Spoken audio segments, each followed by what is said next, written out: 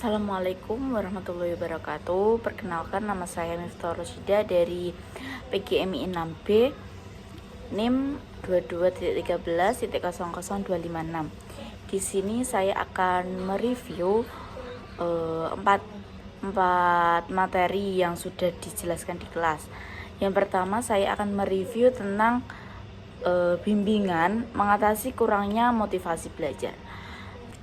Nah, yang pertama kita membahas tentang konsep motivasi belajar. Motivasi belajar itu adalah dorongan yang bikin siswa mau belajar, ikut pelajaran, mengerjakan tugas dan berusaha mencapai cita-cita. Nah, motivasi itu datangnya dari dua arah. Yang pertama dari faktor internal, dari dalam diri sendiri. Yang kedua itu ada faktor eksternal, faktor dari luar. Kalau faktor internal dari dalam diri sendiri itu ada tiga ya. Ada tiga. Yang pertama itu cita-cita dan harapan masa depannya si siswa ini. Terus kondisi fisik dan mental siswa. Yang terakhir itu siswa itu mempunyai kemampuan, bakat yang dimiliki dari dalam dirinya sendiri itu. Nah, yang kedua faktor eksternal. Faktor eksternal ini faktor yang terdapat dari luar diri siswa. Faktornya itu dari guru. Terus guru ini gimana sih cara mengajarnya, terus perhatian yang diberikan kepada siswa itu gimana, itu kan bisa mempengaruhi motivasi siswa. Itu dari faktor eksternal.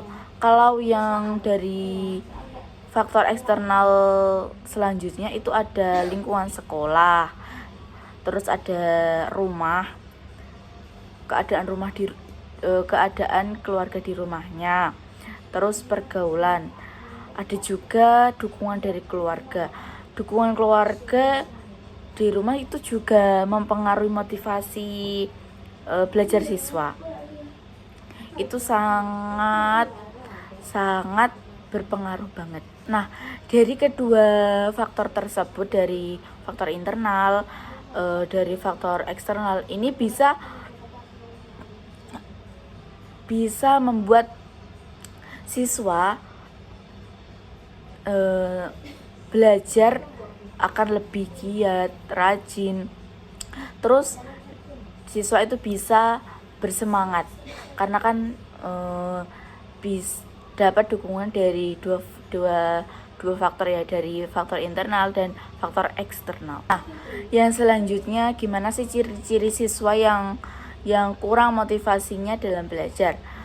Siswa yang motivasinya belajar rendah itu biasanya itu malas mengikuti pelajaran, terus sering mengobrol, mencoret-coret, mengganggu teman, biasanya itu meloya-melayu gitu, lari-larian di kelas, terus tidak mengerjakan PR, sering mengeluh dengan tugas yang diberikan oleh guru. Biasanya itu siswa yang motivasinya belajarnya rendah itu seperti itu, ciri-cirinya seperti itu. Terus ciri-ciri selanjutnya itu ada terkadang ini kurang konsen, terus gampang terganggu, susah menyelesaikan tugas tepat waktu, dan si anak ini juga tidak mempunyai cita-cita yang jelas. Itulah yang dinamakan yang termasuk ciri-ciri siswa yang kurang motivasi belajar. Terus kalau akibatnya gimana? Kalau kita biarkan anak itu kurang motivasinya dalam belajar, tidak semangat dalam pembelajaran, dia itu akan menjadi anak yang tertinggal pelajaran, tidak paham pelajaran. Nah, teman-teman, selanjutnya membahas tentang penyebab kenapa motivasi belajarnya itu kurang. Apa sih penyebabnya. Ada beberapa hal yang bisa membuat motivasi belajar siswa itu turun. Misalnya itu guru juga mempengaruhi. Guru kurang perhatian atau mengajarnya monoton, itu biasanya bikin siswa menjadi bosan. Terus siswa nggak percaya diri, terus minder, merasa nggak mampu, itu juga membuat motivasi belajar siswa turun. Terus selanjutnya itu ada kalau ada anak yang stres, masalah keluarga, terus gak nyaman di rumah, itu juga mempengaruhi motivasi belajar siswa menjadi turun. Orang tua tidak peduli sama pendidikan, gak punya cita-cita untuk belajar, terus lingkungannya pergaulan bebas, negatif, atau temannya itu ngajak males-malesan, itu juga mempengaruhi. Yang selanjutnya itu ada teknik bimbingan untuk mengatasi kurangnya motivasi belajar. Nah, guru atau konselor bisa memakai beberapa teknik untuk bantu siswa mengatasi kurangnya motivasi anak untuk belajar. Nah, yang pertama itu ada teknik individu. Nah, teknik individu ini bimbingan tatap muka langsung kepada satu orang anak, face to face, cocok buat siswa yang mempunyai masalah pribadi. Yang pertama itu ada direktif, konselor mengasih solusi langsung. Ada juga non direktif. Nah, non direktif ini siswa itu diajak mikir sendiri. Terus konselor ini atau guru itu cuma sebagai pendamping, istilahnya fasilitator gitu. Nah, yang terakhir itu ada adiktif itu gabungan dua cara tadi. Konselor itu langsung mengasih solusi, terus atau bisa mengajak siswa itu memikir sendiri gitu loh. Terus konselor itu cuma mendampingi kayak gitu. Jadi konselor itu jadi fasilitator. Teknik yang kedua itu ada teknik kelompok. Lah, teknik kelompok ini biasanya bimbingannya rame-rame, bisa sekalian belajar, bekerja sama gitu. Nah, bimbingan rame-rame ini itu ada tiga jenis. Yang pertama itu homeroom itu seperti ngobrol santai di luar pelajaran, tidak tegang-tegang gitu. Yang kedua itu ada field trip, mengajak siswa jalan-jalan sambil belajar biar gak jenuh di kelas terus gitu. Nah, teknik yang selanjutnya yang terakhir itu diskusi kelompok.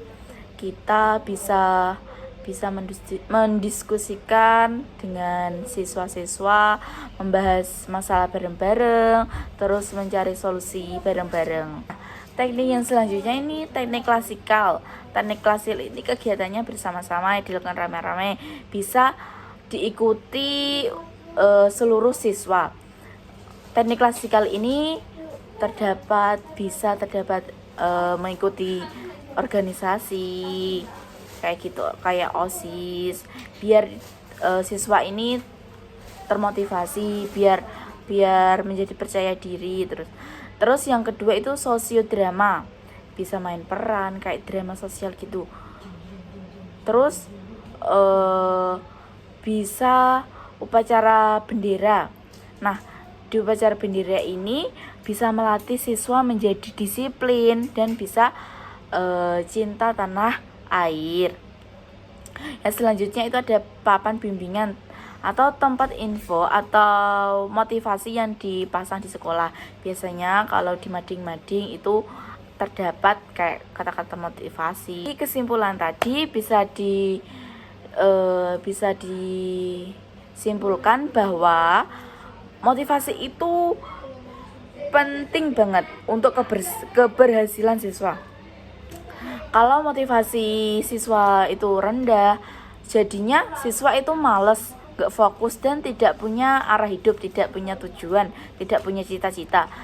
Nah, biasanya itu penyebabnya kurangnya motivasi belajar itu biasanya dari gurunya yang kadang galak, terus kalau ngajarnya monoton.